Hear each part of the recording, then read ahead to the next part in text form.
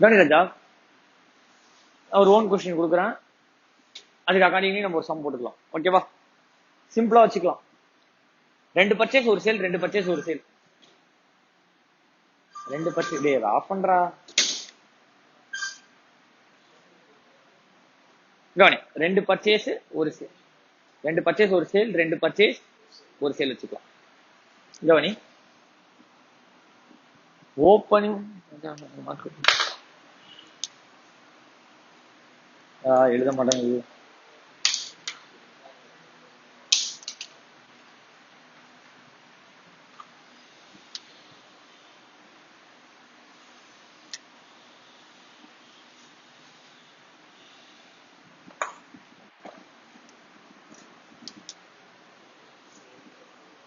கவனி, opening stock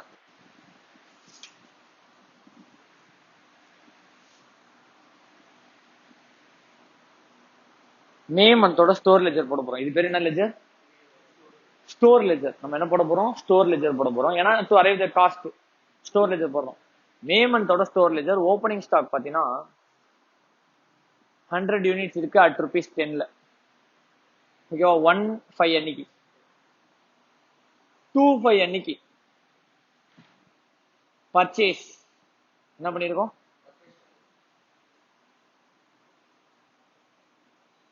500 units at ₹15. 500 units at ₹15. 3/5 அன்னைக்கு again ஒரு பர்ச்சேஸ்.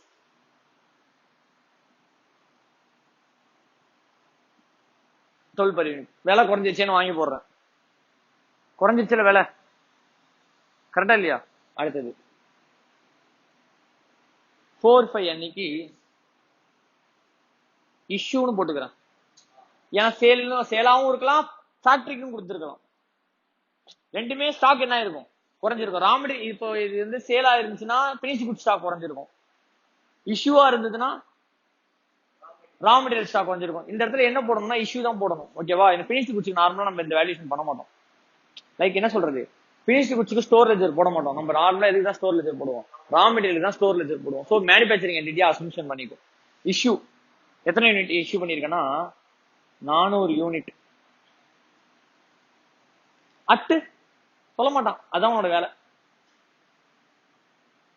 400 யூனிட் அட்டுன்னு எந்த பிரைஸ்ல சொல்ல மாட்டான், பிரைஸ் கொடுக்க மாட்டான். நீ தான் அதை கண்டுபிடிக்கணும். ஏன் இந்த 100 யூனிட் கொடுத்தியா, இந்த 100 யூனிட்ல இருந்து 400 கொடுத்துருக்கியா, இல்ல மொத்தம் இந்த 500ல இருந்து எடுத்து கொடுத்தியா, இல்ல இந்த 200 இந்த 100 300 காலி இந்த இதுல இருந்து ஒரு 100 எக்ஸ்ட்ரா எடுத்து கொடுத்தியான்னு நமக்கு என்ன பண்ண முடியாது, தெரியாது. அது depends upon the method, FIFO method, LIFO method, weighted average method. அடுத்தது 6/5 பர்ச்சேஸ் ஆஃப் அகைன் ஒரு 100 units at 10. 7/5 issue.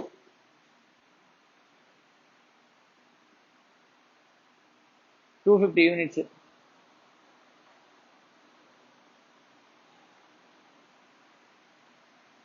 250 units issue. 8/5 at 20. இப்போ 31/5 அப்புறம் எந்த டிரான்சாக்ஷன் நடக்கல. இதுக்கப்புறம் 31/5 வரையும் எந்த டிரான்சாக்ஷன் நடக்கல. இது 18/5 மாத்திக்கோ, இல்ல இது 28/5 மாத்திக்கோ, இது 17/5 மாத்திக்கோ. ஸோ தட் 31/5 வரையும் வேற எந்த டிரான்சாக்ஷன் நடக்கல. 31/5 அன்னைக்கு என்கிட்ட எவ்வளவு க்ளோசிங் ஸ்டாக் இருந்திருக்கும் சொல்லலாமா ரிஷி? 100 plus 500 plus 200, 100 plus 500 plus 200 will become 800. 800ல 400 போயிடுச்சு. then stock will become 400. 400ல again ஒரு 100 purchase 500. 500ல again ஒரு 250, so issue remaining 250 plus 100 350. But என்ன வேல்யூ இதை தானே கண்டுபிடிக்க போறேன். so depends upon the method. நம்ம இப்ப என்ன மெத்தட்ல போட போறோம்? இதே கொஸ்டினை FIFOல போடுறேன், இதே கொஸ்டினை LIFOல போடுறேன், இதே கொஸ்டினை வெயிட் ஆவரேஜ். சரி, first part particulars.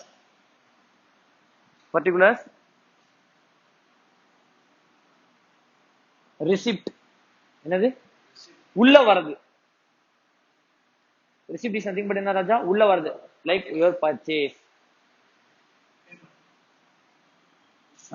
Payment, receipt, payment, NPO paid, stock quota, receipt, issue, balance. Each receipt column, issue column, balance column will have 3 sub columns. என்னென்ன columns?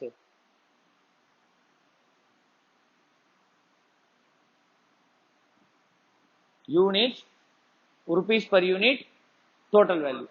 Say example 100 into 10 1000 ரூபாய். அதே மாதிரி இங்க units, rupees per unit, rupees, unit, rupees per unit, price per unit, rupees. First we have to record the opening stock. எத்தனை unit இருந்திருக்கு? 100 units இருந்திருக்கா? Opening stock. நேரா balance காலம் 100 at 10,000 rupees. முடிஞ்சிருச்சா? Entry over. 2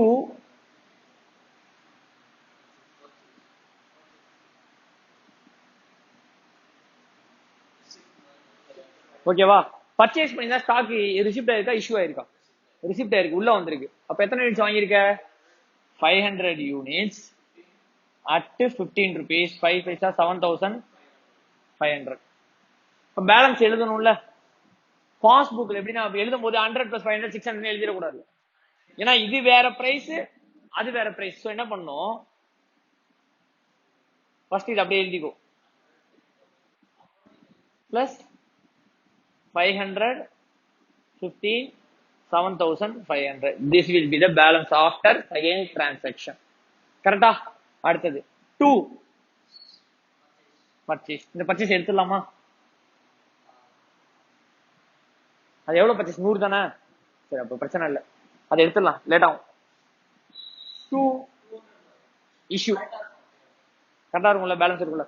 2 இஷ்யூ. எத்தனை unit issue? 400 unit issue. இங்க at price தெரியாது. கரெக்டா? இப்போ என்ன மெத்தட் யூஸ் பண்றோம்? First in first out. அப்ப இந்த 400 ஃபர்ஸ்ட் இந்த 100ல இருந்து எடுத்து கொடுத்துருப்ப. அதனாலதான் இப்படி எழுதுறோம். ஃபர்ஸ்ட் இதுல இருந்து எடுத்து கொடுத்துருப்ப. அப்ப இந்த 100 காலியா இருக்குமா? மீதி 300 இதுல இருந்து எடுத்து கொடுத்துருக்க. அப்ப 400 100 தனியா, 300 தனியா. 100 at 10,000, 300 at 15, 3 பைசா 4,500. எப்படி எழுதிருக்கேன்னு புரியுதா? இந்த 400 இஷ்யூ இருக்கு தெரியுமா? இந்த 400 இஷ்யூவை எங்க இருந்து கொடுத்துருக்க? இதுல இருந்து 100, இதுல இருந்து 300 கொடுத்துருக்க. இதுல இருந்து 100 100 into 10,000, இதுல இருந்து 300 300 into 15. அப்ப பேலன்ஸ் எவ்வளவு இருக்கும்? 200. ஏன்னா இந்த 500ல 200 இருக்கும். 200, 15. அவ்வளவுதான். ஒரே ஒரு பிரைஸ்ல தான் ஸ்டாக் இருக்கு. அந்த 10 ரூபா ஸ்லாப் ஃபுல்லா காலி. 15 ரூபால 300 போயிடுச்சு, மீதி 200 இருக்கு, 200 இருக்கு. 200 will be recorded at price 3,000 value. அடுத்தது 2 பர்ச்சேஸ். 100 யூனிட்ஸ் அட் அகைன் எத்தனை வேல்யூ? 100 யூனிட்ஸ் 10,000. இப்ப ரெக்கார்ட் பண்ணும்போது பேலன்ஸ் எழுதும்போது ஃபர்ஸ்ட் இதை திருப்பி எழுதிடணும். ஏன்னா இதுதான் நெக்ஸ்ட் இதுல ஃபர்ஸ்ட் கொடுக்கணும், அதனால இதை ஃபர்ஸ்ட் எழுதிரு. அடுத்தது வந்தது எழுது உள்ள.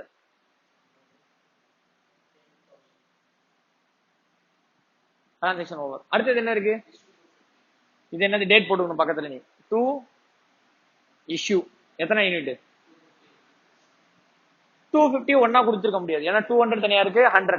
அப்ப 200 அந்த 15லயும் 50 ஒரு 10லயும் 200 into 15 3,000, 50ல 10 500. அப்ப மொத்தம் எவ்வளவு பெருச்சு? 250 பெருச்சு. 50 இருக்கும். பேலன்ஸ் இந்த இந்த இது மொத்தமா காலியா? அப்ப மீதி இந்த 100ல 50 காலியா? மீதி எவ்வளவு இருக்கு? இந்த 50ல எவ்வளவு பேலன்ஸ் இருக்கும்? 10 500. அடுத்தது என்ன இருக்கு? Again a purchase. 2 purchase. எத்தனை யூனிட்? 22,000. அப்ப எழுதும் போது ஃபர்ஸ்ட் என்ன பண்ணிடணும்? இது அப்படியே கீழே எழுதிடணும். 50 யூனிட்ஸ் 10 rupees 500. அடுத்தது 100 யூனிட்ஸ். ஆட் பண்ணா வேல்யூ ஆட் பண்ணா இப்போ இதுக்கு ஆன்சர் 350 இருக்காது. செக் பண்ணி பார்ப்போமா? 600 minus 400 200 plus 100, 300 minus 250, 50 plus 100 வந்துச்சா? அந்த 150 will be recorded at the value of closing stock will be 2,500 rupees. புரியுதா ராஜா? இதான் அந்த காஸ்ட் பிரைஸ் ஆஃப் 2,500. இது காஸ்டா என்ன? காஸ்ட் இது என்னது சார்? அதான் finished goods valued at cost, raw material valued at cost சொல்லிட்டீங்களே சார். அப்புறம் சார் வேல்யூ பண்றீங்க? raw material will be valued at cost கண்டுபிடிக்கணும்ல. இதுதான் காஸ்ட். ஏன்னா எல்லாமே ஒரே பிரைஸ்ல பர்ச்சேஸ்ல இருந்துச்சுன்னா ரா மெட்டீரியலோட காஸ்ட் இதான் சொல்லிட்டு போயிடலாம். நம்ம ஒவ்வொரு பாயிண்ட் ஆஃப் டைம் நம்ம என்ன பண்ணிருக்கோம், ஒரு ரேட்ல பர்ச்சேஸ் பண்ணிருக்கோம். அப்போ நம்மளுக்கு க்ளோசிங் ஸ்டாக்கோட வேல்யூவேஷன் எப்படி பேஸ் பண்ணலாம்னா, ஒன்னு FIFO யூஸ் பண்ணலாம், LIFO யூஸ் பண்ணலாம், இன்னொன்னு வெயிட்டட் ஆவரேஜ் யூஸ் பண்ணலாம். LIFO புரியுதா? சரி, FIFO புரியுதா? அப்ப என்ன பண்ணணும், ஃபர்ஸ்ட் பேலன்ஸ் எழுதிடு. பர்ச்சேஸ் இருக்கா, அந்த பேலன்ஸ் எழுதிட்டு பர்ச்சேஸ் எழுதணும். இப்ப இன்னொரு பர்ச்சேஸ் இருக்கு, அந்த பேலன்ஸ் 500 பேலன்ஸ் அகைன் பர்ச்சேஸ் கீழே எழுதணும். கொடுக்கும் போது எதுல இருந்து கொடுக்கணும், இந்த 100 கொடுத்துடணும். அதுக்கப்புறத்துல இருந்து 500 கண்டுபிடிக்கணும். அதுக்கப்புறத்துல இருந்து அடுத்தது எதாவது கை வைக்கணும். கரெக்டா இருந்துச்சா? இது என்ன மெத்தடு? FIFO method. கடைசியா அதுவே என்ன கொடுத்துரும், புரியல? அதான் கரெக்ட். இப்போ அவன் கேட்டான் சூப்பர் கேள்வி. லீபோல போட்டா ஸ்டாக் பழசாயிட்டே இருக்குமே, நீ குடுக்கறத எப்படி வேணா குடு, நீ குடுக்கறத எப்படி வேணா குடு. ஒரிஜினலா அதான் சொல்றேனே, இந்த மேல உள்ள அரிசி எடுத்தியா அடியில உள்ள அரிசி எடுத்தியான்னு உனக்கு தெரியாது. உன் வண்டி ஃபர்ஸ்ட் பெட்ரோல குடிச்சுதா லாஸ்ட் பெட்ரோல குடிச்சுதான் தெரியாது. ஆனா ஃபர்ஸ்ட் 20 லிட்டர் 70 ரூபாய்க்கு இருக்கும் போது போட்டிருப்ப.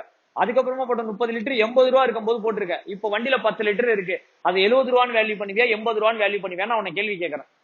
நீ என்ன அசம்ஷன் எடுக்கலாம், ஃபர்ஸ்ட் போட்டது காலி ஆயிடுச்சு, இப்ப செகண்ட் போட்ட 80 ரூபால தான் 80 ரூபாய்க்கு வாங்கின 30 லிட்டர்ல தான் 10 லிட்டர் இருக்கு. அப்ப நான் 10 லிட்டர் 80 ரூபாய்க்கு ரெக்கார்ட் பண்றேன்னு சொல்லலாம். கரெக்டா?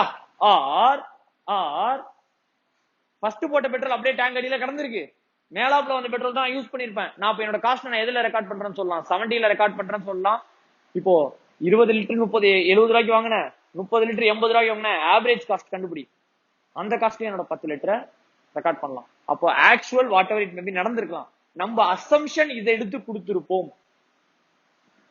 ஏன்னா எந்த பிரைஸ் ரெக்கார்ட் பண்றது தெரியாதுல்ல, அதனால நம்ம என்ன பண்ணிருப்போம், இந்த பிரைஸ கொடுத்திருப்போம்னு சொல்லி நம்ம ஸ்டோர் லெஜர் போடுவோம். இது என்ன மெத்தட் யூசிங், நம்ம நார்மலா எந்த அசம்ஷன், ஏன் இந்த மெத்தட ரெகனைஸ் பண்றோம், நார்மலா ஃபர்ஸ்ட் வந்தது தானே ஃபர்ஸ்ட் கொடுத்திருப்போம், லேட்டஸ்டா வர வரதானே ஃபியூச்சர்ல கொடுப்போம். அதான் இந்த மெத்தட் ரெகனைஸ்ட் மெத்தட். வெயிட்டட் ஆவரேஜும் ரெகனைஸ்ட் மெத்தட். வெயிட்டட் ஆவரேஜும் மெத்தட். வெயிட்டட் ஆவரேஜ்ல போடலாமா லீஃபோல போடலாமா? லீஃபோல போட்டு வர FIFO போட்ட உடனே லீஃபோ போட்ட தான் புரியும்.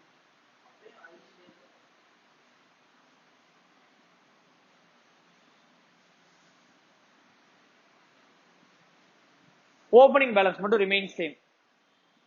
ஓப்பனிங் பேலன்ஸ் மட்டும் ரிமைன் சேம். ஆன்சர் எத்தனை தான் வரப்போகுது திருப்பி லீஃபோ மெத்தட்ல போட்டாலும்? யூனிட்ஸ் மாறுமா? வெயிட்டட் ஆவரேஜ்ல போட்டாலும் யூனிட்ஸ் 150 தான், லீஃபோல போட்டாலும் 150 தான், FIFOல போட்டாலும் 150 தான். பட் அதோட வேல்யூ மாறும், ஏன்னா பிரைஸ் டிஃபரன்ஸ் பிரைஸ். அப்ப பாரு, 2 ஓப்பனிங் ஸ்டாக் போட்டாச்சு, 2 பர்ச்சேசஸ், நெக்ஸ்ட் என்ட்ரி எத்தனை யூனிட்ஸ் ராஜா? 500 units at 15 7500. நம்ம we are using now என்ன மெத்தட், லாஸ்ட் வந்ததான் நம்ம எதை கொடுக்கணும், ஃபர்ஸ்ட் கொடுக்கணும். அப்ப இத மேல எழுதணும். முன்னாடி நான் 100 எழுதிட்டு இது எழுதிருப்பேன். இப்ப நம்ம என்ன எழுதணும், 500 மேல எழுது, 10 சாரி 15 7500. அப்புறம் பேலன்சிங் எடுத்துட்டு வந்து எழுது 100 10,000. இதான் இந்த டீல் பேலன்ஸ். அகைன் இந்த क्वेश्चनல நான் ஒரு பர்ச்சேஸ் ஆட் பண்ணிக்கிறேன். 200 units at 12. 2 again a purchase of 200 units at 12. இப்ப எப்படி பேலன்ஸ் போடுவ? ஃபர்ஸ்ட் எது லேட்டஸ்டா உள்ள வந்தது எது? இங்க. இதுவே FIFO மெத்தட்ல போட்டிருந்தா இந்த இடத்துல என்ன எழுதிருப்போம், 100 ஃபர்ஸ்ட் எழுதிருப்போம், 500 அடுத்தது எழுதிருப்போம், 200 கீழே எழுதணும். LIFO மெத்தட்ல போடும்போது நம்ம என்ன பண்ணிடணும், இந்த 500 பர்ச்சேஸ் பண்ணும்போதே LIFO மெத்தட்ல ஃபர்ஸ்ட் 500 எழுதிருவோம், அடுத்து மேல உள்ள பேலன்ஸ் எழுதுவோம். இப்ப மூணாவதா பண்ண போற பர்ச்சேஸ்க்கு 200 12 2400, அடுத்தது மேல இருக்கிற பேலன்ஸ் அப்படியே எழுதிரு.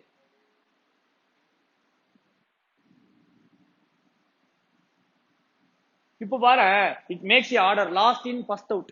லாஸ்ட் ஃபர்ஸ்ட் வருதா? லாஸ்டா வந்தது என்ன? நெக்ஸ்ட் லாஸ்ட் அதுக்கு செகண்ட்ல வருதா? அதுக்கு அடுத்த லாஸ்ட் தேர்ட்ல வந்துரும். அந்த ஆர்டர்ல ஆட்டோமேட்டிக்கா எழுதணும். இப்ப இதே இடத்துல ஃபர்ஸ்ட் இன் ஃபர்ஸ்ட் அவுட் போட்டுருந்தா எப்படி போட்டிருப்ப? ரெண்டு பர்ச்சேஸ்க்கு இந்த இடத்துல என்ன எழுதிருப்ப, 100 at 10,000. இந்த இடத்துல இதானே எழுதிருப்ப. அதுக்கப்புறம் 500 15 7500. இந்த பர்ச்சேஸ்க்கு அப்புறம் என்ன பண்ணிருப்ப, 100 10,000 500 15 7500 200 12 2400. இப்ப என்ன ஆகுது பாரு, ஃபர்ஸ்ட் உள்ள வந்த 100 தான் ஃபர்ஸ்ட்ல இருக்கு, இதெல்லாம் கொடுப்பேன். அடுத்த வந்த 500 தான் செகண்ட்ல இருக்கு, அதுக்கு அடுத்த வந்தது தான் இதுல இருக்கு, தேர்ட்ல இருக்கு. அப்ப கொடுக்குற ஆர்டர் இதை ஃபர்ஸ்ட் கொடுக்கணும், இது பத்தலைனா அடுத்ததுல கொடுக்கணும், அதுவும் பத்தலைனா அதுக்கு அடுத்ததுல கொடுக்கணும். இந்த இடத்துல எப்படி லீஃபோ மெத்தட்ல எப்படி போடுவோம், இந்த இடத்துல ஃபர்ஸ்ட் 200ல இருந்து கொடுக்கணும், லாஸ்டா வந்ததுல இருந்து கொடுக்கணும், அது பத்தலைனா 500ல இருந்து கொடு, அதுவும் பத்தலைனா சரி எக்ஸாம்பிள் இப்ப நான் 800 700 கொடுத்துருக்கேன், ஃபர்ஸ்ட் 200 அடுத்த 500 மீதி எவ்வளவு இருக்கும் 100. 750 கொடுத்துருக்கேன், எங்க இருந்து கை வைப்ப, இந்த 200 ஃபர்ஸ்ட் போயிடும், அடுத்த 500 இதுல இருந்து போயிடும், அடுத்த 50 இந்த 100ல இருந்து போகும். இப்ப போயிடலாமா, இஷ்யூ போடலாமா, இஷ்யூ பாரு 400 2 இஷ்யூ 400 யூனிட்ஸ் எங்க இருந்து கொடுப்பான்னு தெரியாதுல, ஃபர்ஸ்ட் இதுல இருந்து ஒரு 200 200